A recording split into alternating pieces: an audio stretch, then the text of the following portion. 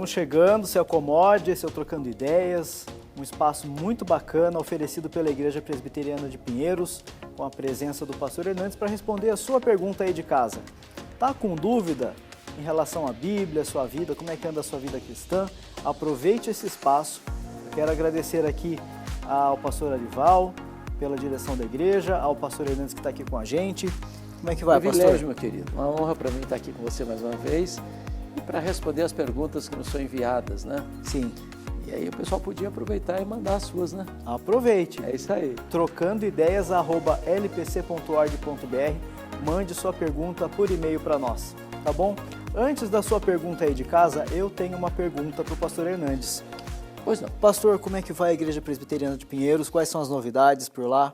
Bom, as novidades é que está agora para construir a tenda para 1.500 pessoas, com vistas, então, a começar a construção do prédio, com 16 andares, com um templo para 2.500 pessoas e com toda a estrutura para se tornar uma igreja, como já é, de referência para a nação brasileira, né? Uma igreja que tem investido fortemente na área missionária, uma igreja muito relevante no Brasil na área de mídias sociais, uma igreja que tem se tornado um modelo de crescimento, não só no que tange a Igreja Presbiteriana do Brasil, mas para outras denominações também. Animadíssimos. Que coisa boa. Muito feliz por fazer parte disso. Amém. Feliz por ter você aí com a gente. Vamos então bater papo com o Valdemar Garcia.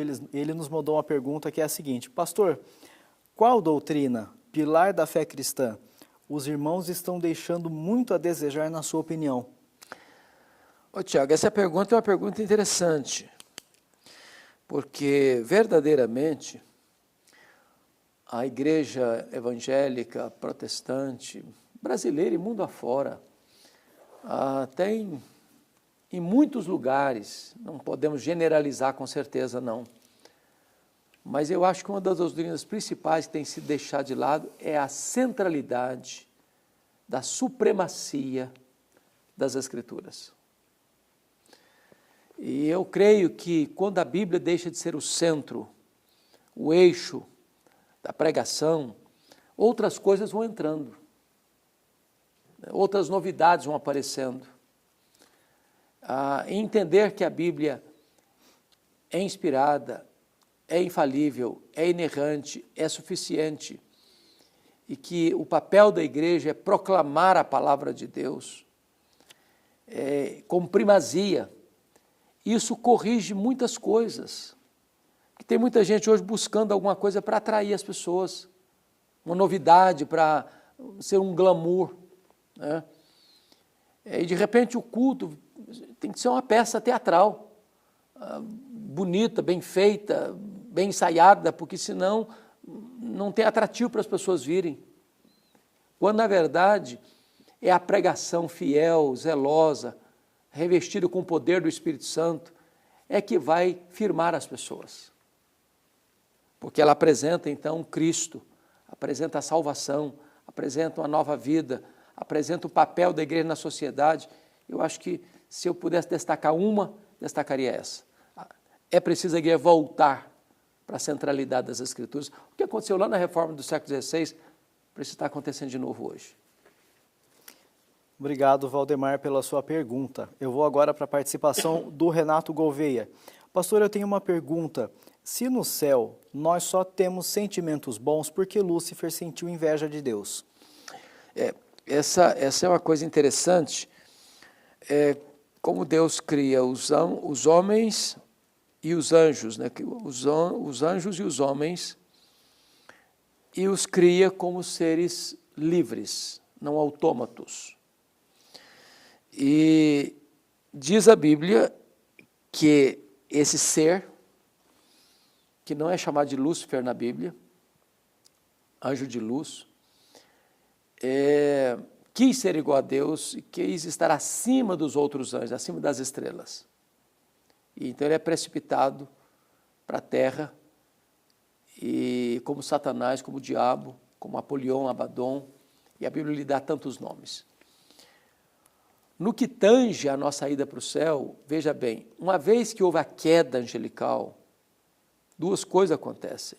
Primeiro, não há arrependimento de anjos, não há arrependimento de Satanás, não há conversão de anjos. A mesma quantidade de anjos que caíram, ou que caiu, é a que vai estar no inferno. Como não há mais possibilidade de queda no mundo angelical. Quando a igreja estiver glorificada, não há possibilidade dos que estão aqui passarem para lá, nem dos que estarem lá passarem para cá. Jesus disse isso. Então, no nosso estado de glorificação, não há possibilidade de presença mais do mal. Isso já está definido pelo próprio Deus. Então, essa dúvida é inexistente nesse sentido. Não é possível uma pessoa que foi para o céu, está glorificada, no sentido pleno, quando Jesus voltar. Eu estou com inveja de alguém, eu estou com suspeita de alguma coisa má entrou, não, nada contaminado vai entrar no céu. Apocalipse 21, 27. Então, isso não é possível, porque o próprio Deus é que falou isso na sua palavra. Perfeito. Vamos para a pergunta do Pedro.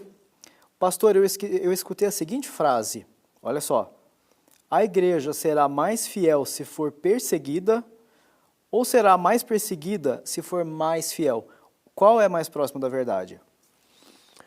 Bom, algumas pessoas acham que se a igreja for mais perseguida, ela será mais fiel. Porque, na verdade, a perseguição nunca destruiu a igreja, Tiago. A perseguição, ela depura a igreja. A fornalha da perseguição só queima as escórias, mas não destrói o nobre metal.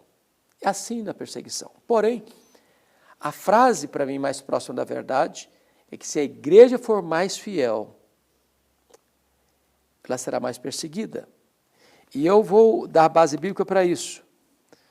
2 Timóteo, capítulo 3, versículo 12, diz o seguinte, eu vou ler. 2 Timóteo, capítulo 3, verso 12.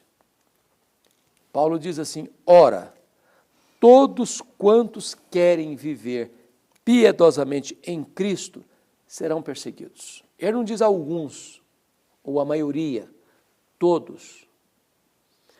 Ou seja, a ideia de que a igreja vai agradar o mundo, que a igreja vai imitar o mundo para atrair o mundo, isso é uma balela, isso é uma mentira. Isso é impossível. Porque o mundo, sistema, ele odeia a igreja. Por que ele odeia a igreja? Porque ele odeia Cristo. O mundo sempre odiou a Cristo. O mundo sempre odiará a igreja. Se a igreja for igreja, o mundo será mundo.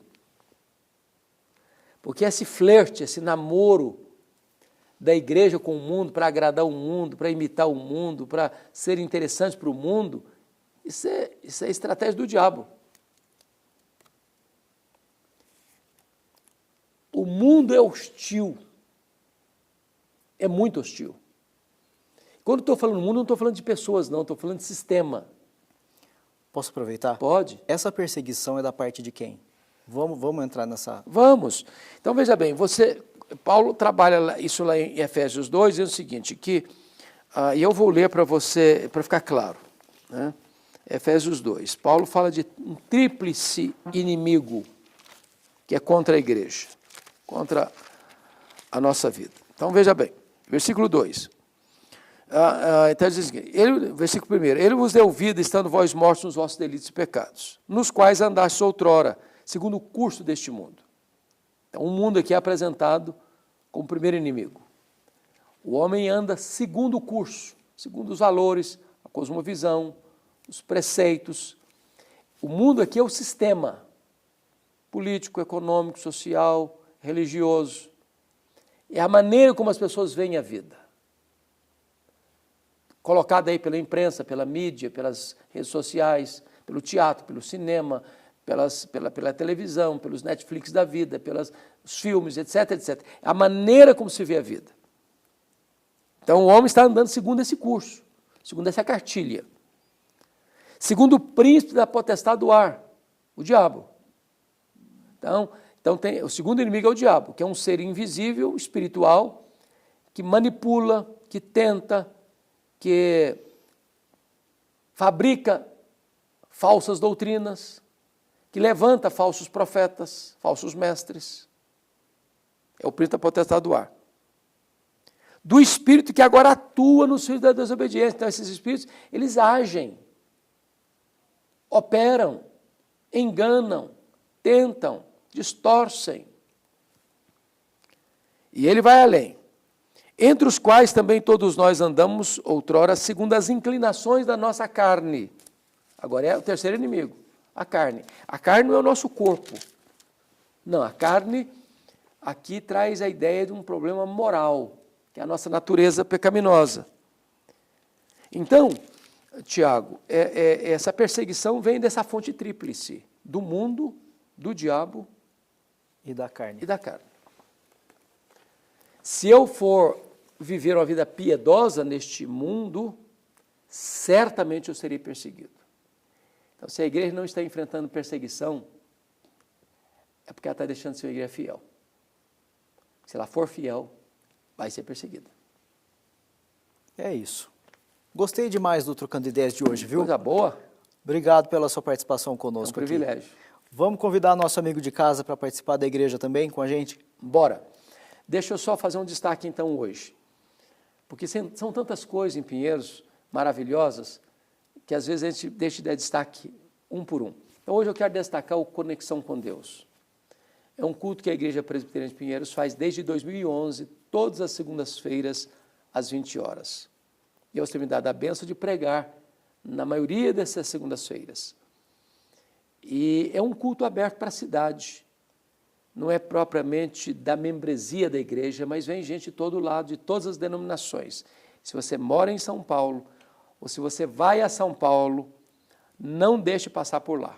Toda segunda-feira, 20 horas, culto Conexão com Deus. E você pode conectar também aí pelo canal da igreja de YouTube, pela IPP-TV, e você vai participar com a gente. Vai ser uma grande bênção. Você é muito bem-vindo. Vem coisa boa pela frente aqui na programação da IPP-TV. Se você está no canal do YouTube, aproveite os inúmeros vídeos aqui, tá bom? Aproveite. Deus abençoe a sua vida, viu? Um abraço, gente. Até breve.